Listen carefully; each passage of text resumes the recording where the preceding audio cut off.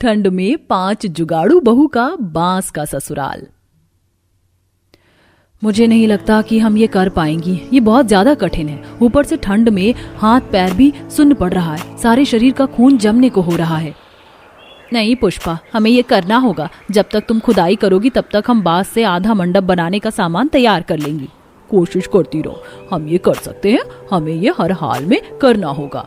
सब मिलकर फिर से फावड़े से जमीन को खोदने लगती हैं, मगर आखिर ये 5 बहुएं इतनी भयंकर बर्फीले तूफान में जमीन को क्यों खोद रही थी? क्या नदी के अंदर कोई खजाना छिपा था जिसे वह ढूंढ रही थी? जहाँ 5 बहू रत्ना, ममता, पुष्पा, बिंदिया, ललिता फटी चादर में ठंड में जूझ रही होती हैं।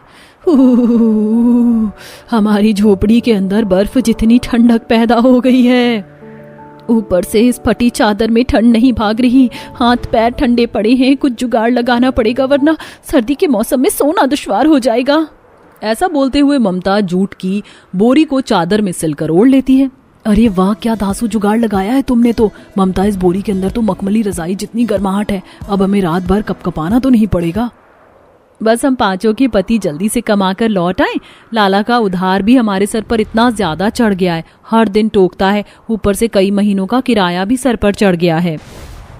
5 इन्हीं सब चिंता में बातचीत करते हुए सो जाती हैं। 5 बहुएं मध्यम वर्गीय परिवार से आई थी और जुगाड़ू थी। कुछ ही दिन में 5 भाई शहर से गांव लौट आते हैं। रतन, अरे ओ रतन, कहाँ हो तुम लोग? देखो हम लोग आ गए। आप आ गए? आप लोग, पता है हम 5 आप भाइयों के आने का रोज रास्ता देखती थी। ये सब छोड़ो, ये देखो हम तुम 5 के लिए क्या लेकर आए हैं। साड़ियाँ, चूड़ियाँ, बालियाँ। तुम लोगों को हमेशा शिकायत रहती थी ना कि हम तुम्हें कभी कुछ लाकर खरीद कर नहीं देते, तो इस बार हम तुम्हारे लिए उपहार लाए हैं। इतनी महंगी साड़ियाँ, चूड़ियाँ, इन सब चीजों की क्या जरूरत थी? रत्ना भाभी, भैया आपके लिए इतनी शौक से शहर से ये सारी चीज लेकर आए हैं, लेकिन आप खुश नहीं हुई, क्या बात है? आप सब भाइयों को होश खबर नहीं है क्या? पिछले 6 महीने का किराया चढ़ गया है। हमें पता है किस तरह से हमने जुगाड़ लगाकर आपके जाने के बाद घर चलाया है, कभी साग पात खाकर तो कभी भूखा सोकर। मकान मालिक को क्या जवाब देंगे? किराया मांगने आते ही होंगे। तुम लोग चिंता मत करो, हम बात कर लेंगे। फिलहाल 1-2 महीने का किराया भर देंगे, बाकी थोड़ी मोहलत मांग लेंगे। अरे कोई मोहलत नहीं मिलने वाली तुम लोगों को। आज के आज मेरा घर खाली कर दो। मैंने अपने मकान को दूसरे किराएदार को चढ़ा दिया है। अब पूरा परिवार ठंड के भयंकर मौसम में सड़क पर दर दर भटकने लगता है। तभी मौसम इतना ज्यादा खराब हो जाता है कि भयंकर बर्फ की बारिश होने लगती है। हे भगवान, मौसम खराब हो गया, ठंड भी बढ़ती जा रही है, शाम भी ढलती जा रही है। हमारे पास सिर छुपाने के लिए जगह नहीं है, कोई तो जुगाड़ लगाना पड़ेगा। तभी रत्ना को एकदम से कुछ याद आता है। हे भगवान, ये चूल्हा तो आज चिमनी जितना धुआं मचा रहा है।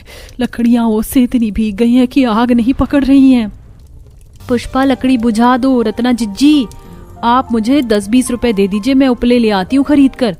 अगर मेरे पास पैसे होते तो क्या कहना पड़ता बिंदिया, पिछले सारे पैसे खत्म हो गए। उधार में थोड़ा आटा चावल लाई हूँ लाला से। हे भगवान, ये क्या मुसीबत पड़ गई है। चूल्हा नहीं जलेगा तो खाना कैसे बनेगा? कुछ जुगाड़ भी नहीं सूझ रहा है। एक जुगाड़ है, चलो क्यों ना हम नदी के पास वाले घने बांस के जंगल में चलते हैं, ईंधन के लिए लकड़ी ले आते हैं। 5 जुगाड़ू बहू अपनी जरूरत पूरी करने के लिए उस घने जंगल में आती हैं जहाँ कोई आता जाता नहीं है। देखो इस जंगल में कितने सारे सूखे पत्ते हैं। सूखे पत्तों से बहुत ही अच्छी चूल्हे की आंच पकड़ती है, इसलिए चलते हैं। और देखो, लगता है ये कुछ बांस के पेड़ भी तूफान में टूटकर गिर पड़े हैं, इसे भी ले चलते हैं, काम आएगा। 5 बहुएं बांस के बड़े बड़े टहनियों को जंगल से इस्तेमाल के लिए लेकर आती हैं। चलो सब लोग जंगल वाली नदी के पास चलते हैं। सब लोग किसी तरह नदी के किनारे आते हैं और बांस के घने पेड़ के नीचे 5 बहू आग जलाकर जुगाड़ से गर्माहट में रात गुजारती हैं। सूरज की किरण फूटने के साथ अगला दिन चढ़ जाता है। कल की रात तो किसी तरह निकल गई, लेकिन हम बहुओं को ठिकाना तो बनाना होगा, क्योंकि ठंड का मौसम है, खुले में रहे तो सर्दी से मर जाएंगे। 5 बड़े गौर से नदी को देखती हैं। तभी ममता रत्ना से कहती है, रत्ना जिज्जी, जो मैं सोच रही हूँ कि आपको भी वही जुगाड़ आ रहा है। हम इस नदी के किनारे अपने रहने के लिए बांस का मजबूत बम्बू हाउस बना सकती हैं, क्योंकि बांस तो लकड़ी का होता है, वो डूबता नहीं है बल्कि तैरता है। और साथ में हम इस नदी और जंगल के बीच में एक बांध भी बना लेंगे, ताकि हम जल और थल दोनों के बीच में से अपना भरण पोषण की पूर्ति भी कर सकें।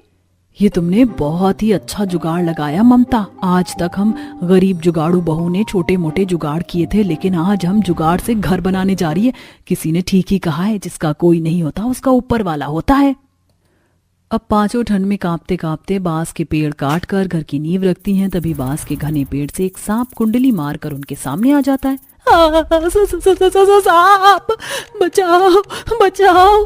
तभी पांचों के पति लाठी मारकर सांप को मार देते हैं। पांचों जुगाड़ू बहुएं नदी के किनारे पर घर और बांस का बांध भी बना लेती हैं। आखिरकार हम जुगाड़ू बहुओं की मेहनत रंग ले आई। हमने अपना बांस का आशियाना तैयार कर लिया। ठंड में हमारे सर पर छत तो है। हाँ, लेकिन इतनी मेहनत के बाद मुझे तो बहुत जोर की भूख लगी है। भूख तो लगेगी ही, 2 दिन से हमारे पेट में एक निवाला तक नहीं गया है। लेकिन इस जंगल में तो खाली बांस के पेड़ हैं, कोई फल सब्जी का पेड़ नहीं है। बांस थोड़ी ना खाएंगे। किसने कहा कि हम बांस नहीं खा सकते? पता है कितनी जगह पर लोग बम्बू सूप बनाकर पीते हैं। इसमें बहुत पौष्टिक होता है और सर्दियों के मौसम में तो इसे पीना बहुत ही लाभदायक होता है। बिंदिया फौरन जाती है और बांस की डाली में से पतली पतली टहनी तोड़कर ले आती है। वहीं रत्ना ममता मिट्टी से चूल्हा बना लेती हैं और सब बांस का सूप पीकर पेट भरते हैं। वहीं पांचों के पति बांस की लकड़ी बाजार में बेचकर कमाने की कोशिश करते हैं। वहीं पांचों जुगाड़ू बहू चिंता में पड़ी हुई थी। अब तो हमारे पति लोग भी जी जान लगाकर मेहनत कर रहे हैं, लेकिन इतनी मेहनत के बाद भी विशेष कमाई हाथ में नहीं लग रही। पेट का गुजारा भी ठीक ढंग से नहीं चल पा रहा। हमें भी कुछ करना पड़ेगा, कुछ जुगाड़ लगाते हैं। वैसे इस नदी के अंदर कितना गहरा पानी है, तब तो इसके अंदर कितनी सारी मछली होंगी। हम मछली बेचकर भी कमा सकते हैं। तो ऐसा करते हैं, आज रात को ही हम नदी में जाला लगाकर छोड़ देंगे। मछली हुई तो सुबह तक फंस जाएगी। पांचों बांध के चारों तरफ नदी में जाला लगा देती हैं। सुबह जब वह जाला निकालती हैं तो उनका जाला मछलियों से भरा पूरा होता है। वो सब खुश हो जाती हैं। अरे वाह, हमारे जाले में कितनी सारी मछलियां फंसी हैं। इसे बेचकर तो पैसा ही पैसा होगा। हम कुछ मछली ऐसे बेचेंगे और कुछ के पकौड़े बनाकर, ताकि कमाई ज्यादा हो। इसी तरह पांचों मछली बेचकर गुजारा करती हैं। तभी एक दिन एक आदमी उस गहरी नदी के अंदर कूद जाता है। तभी पांचों बहुएं उस वक्त बांस के घर में बांस की छाल से सूप चटाई बना रही थी। ये कैसी आवाज थी? जैसे किसी ने नदी में छलांग लगाई हो। चलो देखते हैं, कहीं कोई खतरनाक मगरमच्छ हमारे बांस के घर पर हमला तो नहीं करने वाला है। पांचों उस आदमी को बाहर निकालती हैं। अरे क्यों बचाया तुम लोगों ने मुझे? मर जाने दिया होता। जिंदा रहकर जिल्लत उठाने से अच्छा मैं मर जाऊं। खुदकुशी करना तो बुज़दिल का काम होता है काका। आप परेशान हैं तो हमें बताइए, हम आपकी कुछ मदद कर सकते हैं। मेरा घर टूट गया। आज मेरी बेटी की बारात आने वाली है। न घर बचा है न मंडप है। अरे कैसे होगी मेरी बेटी की विदाई? कैसे उठेगी उसकी डोली? चिंता मत कीजिए, हम हैं ना। हम पांचों के रहते सब पूरा होगा, निश्चिंत रहिए काका। पर मंडप और साज सजावट कैसे करेंगे हम? तुम भूल गई, शादी में मंडप हरे बांस से ही तो बनता है। बस चलो, हमें शाम तक बांस का मंडप बनाना है। चलो जमीन खोदो। पांचों मिलकर नदी किनारे की जमीन खोदती हैं। हिम्मत रखो, हम ये कर सकते हैं। कुछ देर में पांचों जुगाड़ू बहू बांस का मंडप और बारातियों के लिए बांस की कुर्सी भी बनाती हैं और अपने जुगाड़ वाले बांस के घर को फूल पत्तियों से बहुत ही सुंदर सजा देती हैं। जब बारात वहां आती है तो सब बहुत तारीफ करते हैं। अरे वाह, आप लोगों ने बहुत ही परफेक्ट बैम्बू हाउस मंडप बनाया है। मैं इसे अपनी बेटी की शादी के लिए बुक करना चाहता हूँ। एक्चुअली मेरी बेटी डेस्टिनेशन वेडिंग करना चाहती है, किसी ऐसी जगह ही। पर ये रहा एडवांस, ले लीजिए। इस तरह पांचों बहुओं का जुगाड़ बांस घर अब लोगों की पहली पसंद बन जाती है। वहीं पांचों की अच्छी कमाई होने लगती है। बहू, ओ बहू, कहाँ है तू? माहिष्मती की आवाज लगाने पर उसकी बहू सौम्या अपने कमरे से बाहर आती है। इस कड़कड़ाती ठंड में बहू, तुम्हारी बुआ और फूफा कितनी दूर से आए हैं। साथ में इनके बेटे बहू और बच्चे भी आए। इन सभी के लिए गर्मा गर्म चाय तो बना दो। जी माँ जी, अभी बनाती हूँ। सौम्या इतना कहने के बाद रसोई में जाती है और खुद से कहती है, आज बनाऊंगी पेट फाड़ चाय। सबको मेरे हाथों की चाय कुछ ज्यादा ही पसंद है। आज के बाद कोई मेरे हाथ की चाय नहीं पिएगा। देखना दीदी, मेरी बहू ऐसी चाय बनाती है कि जिसे पीने के बाद इंसान बार बार ऐसी चाय पीने के लिए मांगे। अब तो मेरी बहू की फैन हो जाओगी। माहिष्मती की ये बातें सुनकर सौम्या चाय बनाना शुरू करती है। सबसे पहले लगाइए थोड़ी सी आग, फिर लीजिए पानी। पानी डालने के बाद हम लेने जाएंगे थोड़ी सी चीनी। चीनी का बजट बढ़ गया है तो हम नमक से ही काम चला लेंगे। नाक काम खोलने के लिए डालेंगे हम थोड़ी सी काली मिर्च। अभी भी मन ना भरे तो पेट में आग लगाने के लिए लाल मिर्च। इसे धीमी आंच पर थोड़ी सी उबलने दीजिए। सबसे जरूरी चीज दूध। पेट फाड़ चाय बनाने के लिए, बिन बुलाए मेहमानों के लिए, कान में से धुआं निकालने के लिए, आंख में से आंसू और पेट में से आग निकालने के लिए पेट फाड़ चाय तैयार है। इस तरह सौम्या की पेट फाड़ चाय तैयार हो जाती है। ये चाय लेकर सभी को प्यारी मुस्कान के साथ देती है। सभी जैसे ही चाय पीते हैं अचानक एक दूसरे की तरफ आंखें फाड़ फाड़ कर देखने लगते हैं। शायद इन लोगों के पेट में पेट फाड़ चाय ने अपना कमाल दिखा दिया था। लेकिन आप भी सोच रहे होंगे कि नई नवेली बहू सभी के लिए पेट फाड़ चाय क्यों बना रही थी। चलिए ये जानने के लिए कहानी में थोड़ा पीछे चलते हैं। आओ बहू, तुम्हारा घर में स्वागत है। कितनी प्यारी बहू है मेरी। पहले मैं तेरी नजर उतार देती हूँ, कोई नजर ना लगा दे मेरी बहू को। महेशमती इतना कहकर सौम्या की नजर उतारती है। इसके बाद सौम्या की शादी के बाद वाली रस्में शुरू हो जाती हैं। सारी रस्में खत्म होने के बाद आती है पहली रसोई की रस्म कि लेकिन अब सौम्या की नजर उसके ससुराल वालों पर पड़ती है। पूरे 1 दर्जन ससुराल वाले, 2-3 जेठानियां, सास ससुर जेठ और इन सभी के 1 दर्जन बच्चे। हे भगवान, इतना बड़ा परिवार। 1 दर्जन परिवार के लिए मैं इतना सारा खाना कैसे बनाऊंगी अकेले। बहू, आज तुम्हारी पहली रसोई की रस्म होगी, तो क्या बनाने वाली हो पहली रसोई की रस्म में? जो आप बोलोगी माँ जी मैं तो बना दूंगी। आप बताओ आपको क्या खाना है? आज तो मेरी रेल बनने वाली है। मीठे में एक काम करो, चाय बना कर ले आओ। और वैसे भी ठंड बहुत हो रही है, सब उतने में ही खुश हो जाएंगे। सौम्या ये सुनते ही बहुत खुश हो जाती है। क्या बात है, यकीन ही नहीं हो रहा। मुझे तो बम्पर ओपनिंग लग गई। चाय ही तो बनानी है, ये तो मैं चुटकी में बना कर ले आऊंगी अपने 1 दर्जन ससुराल वालों के लिए। अच्छा हुआ मुझे ठंड में ज्यादा कुछ नहीं बनाना पड़ेगा। सौम्या तुरंत रसोई में जाती है और फर्स्ट क्लास चाय बनाकर ले आती है। सभी चाय को बड़े स्वाद से पीते हैं, पूरे चटकारे के साथ। आहा, मजा आ गया भाई ठंड में। माँ देख रही हो क्या, मस्त चाय बनाकर लाई है घर की छोटी बहू। सच में छोटी बहू के हाथों में तो जादू है, जादू। क्या चाय बनाई है, ऐसी चाय तो आज तक किसी ने नहीं पी होगी। अब इतनी अच्छी चाय है तो सब बढ़िया बढ़िया नेक भी दे देना। हाँ बिल्कुल, लेकिन उससे पहले बहू अगर पतीले में थोड़ी बहुत चाय बची है तो मुझे लाकर दे दो। अरे बाबूजी, ये भी कोई कहने की बात है। अभी लेकर आती हूँ चाय। सौम्या रसोई में जाती है, बची हुई चाय प्यालों में करके दोबारा सभी को देती है। दोबारा चाय पीकर सब लोग बहुत खुश हो जाते हैं। आज के बाद इस घर के अंदर चाय बनाने का काम सिर्फ और सिर्फ बहू का है। अब से बस तुम ही चाय बनाओगी बहू। तुम्हें तो बहुत अच्छी चाय बनानी आती है। यही नहीं माँ जी, मुझे तो और भी बहुत कुछ अच्छा अच्छा बनाने आता है।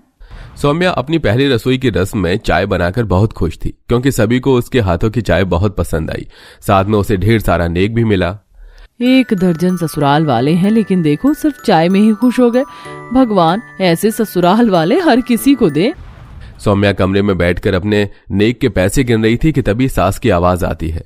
बहू, बहू कहाँ हो तुम? सबका चाय पीने का मन हो रहा है और ऐसी ठंड में चाय पीने का मजा ही कुछ और है। तो जरा चाय तो बना देना।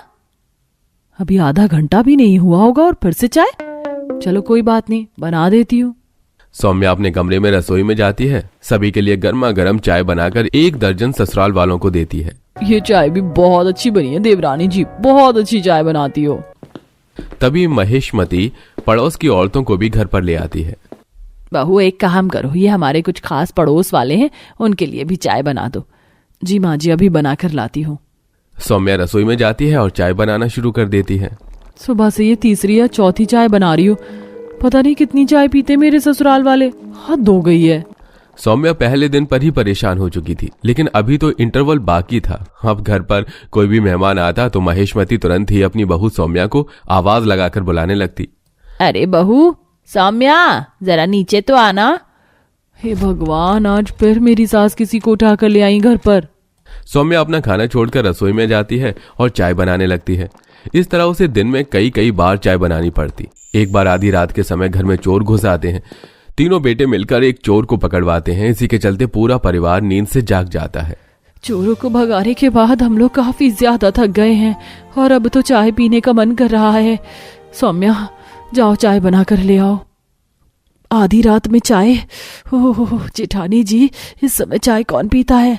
अरे बहू, वैसे भी नींद खराब तो हो ही चुकी है और ठंड में चाय पीने का मजा ही अलग होता है। 1-1 कप चाय पीकर थोड़ी सी गर्मी आ जाएगी। जाओ बना लाओ। अब बेचारी सौम्या को फिर से चाय बनानी पड़ती है। 1 दर्जन परिवार, ऊपर से इतनी ठंड में मुझे ही चाय बनानी पड़ती है। कुछ तो करना पड़ेगा। अगले दिन फिर से घर पर रिश्तेदार, बुआ, फूफा और उनके बहू बच्चे आ जाते हैं। माहिष्मती उनके सामने अपनी बहू के हाथों की चाय की तारीफ करने लगती है, लेकिन इस बार सौम्या ने भी कमाल कर दिया। वो बनाकर ले आई पेट फाड़ चाय। हाय हाय राम, जल गई मेरी तो जुबान, जल गई। ये कैसी चाय है? अरे आप तो बड़ी तारीफ कर रही थी दीदी, ऐसी चाय बनाती है आपकी बहू। अरे स्वाद तो छोड़ो, पेट में आग लगने को हो रही है। पेट फाड़ चाय पीने के बाद पेट में आग लगना तो लाजमी है। अरे बहू, तूने ये क्या कर दिया? तूने इसमें नमक और मिर्ची डाल दी। क्या करूं माँ जी, आंखें थकी हुई हैं, आराम करने को मिलता नहीं। घर के काम और ऊपर से 1 दर्जन परिवार के लिए चाय बनाना। गलती से चीनी चाय पत्ती की जगह लाल पिसी मिर्च और नमक मिला दिया मैंने। सौम्या की बात सुनकर कोई कुछ कह ही नहीं पाता। उसको लगता है कि अब मामला ठंडा हो गया, अब कोई उससे चाय नहीं बनवाएगा। लेकिन 1 मिनट भी नहीं हुआ और माहिष्मती ने कहा, कोई बात नहीं बहू, गलती तो हो ही जाती है। एक काम कर, मुंह धोकर फिर से चाय बनाकर लाओ। ये लो जी। जैसा बेचारी सौम्या ने सोचा उसका उल्टा ही हो गया। उसे दोबारा मेहनत करके चाय बनानी पड़ी, वो भी 1 दर्जन परिवार के लिए। इतनी ठंड में उसे घर के काम भी करने और फिर चाय भी बनानी। उसने दूसरी तरकीब सोची और इस बार तो उसने चाय में जमाल गोटा ही मिला दिया। चाय छुड़वाने का रामबाड़ इलाज है ये। अब तो ये जमाल गोटा अपना कमाल दिखाएगा ही दिखाएगा। तो इस तरह जमाल गोटा पीते ही सबकी लाइन लग जाती है और सब बाथरूम की तरफ भागने लगते हैं। उनकी हालत कुछ ऐसी हो गई थी कि 1 मिनट भी किसी से रहा नहीं जा रहा था। बाथरूम के बाहर 1 दर्जन ससुराल वालों की लंबी लाइन। हे भगवान, माँ की, बाबूजी, आप सभी की हालत मुझसे देखी नहीं जा रही। मैं डॉक्टर को फोन करती हूँ। वो तो भला कि मैं चाय नहीं पीती, कहीं ना कहीं ये चाय का ही नतीजा है। आप लोग बहुत ज्यादा चाय पीते हो। सौम्या ऐसा कहकर घर पर डॉक्टर बुलवा लेती है। डॉक्टर सभी को चाय पीने से सख्त मना कर देते हैं और दवाई देकर वहां से चले जाते हैं। डॉक्टर के जाने के बाद सौम्या, आप सभी को चाय पीनी होगी, मैं लेकर आऊं क्या?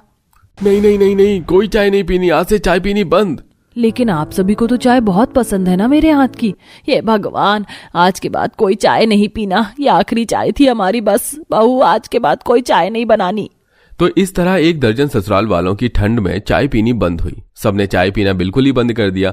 इससे सौम्या को थोड़ी सी राहत मिली। अब वो ठंड में घर के काम अपने जेठानियों के साथ मिलकर करती है, जिसके चलते उसे अपने ससुराल में कोई परेशानी नहीं होती और वो सभी के साथ खुशी खुशी रहने लगती है। तो दोस्तों, कैसी लगी आपको हमारी ये कहानी? हमें कमेंट में जरूर बताइएगा। साथ ही क्या आपने भी कोई ऐसा ही चाय का शौकीन परिवार देखा है जो हर समय चाय पीता हो? तो हमें जरूर बताएं। साथ ही क्या आप भी चाय लवर हैं?